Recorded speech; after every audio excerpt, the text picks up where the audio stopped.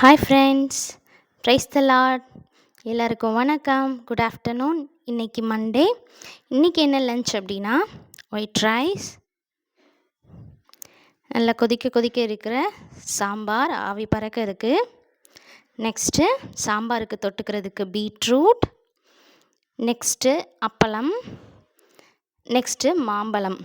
இதில் அந்த dark yellow கலரில் இருக்கிறது பாலாமணி அப்படின்ற ஒரு மாம்பழம், நல்லா இனிப்பாக இருக்குது. லைட் எல்லோ கலரில் இருக்கிற மாம்பழம் சப்பட்டை மாம்பழம், அது லைட்டாக புளிக்குது, லைட்டாக தான் இனிக்குது.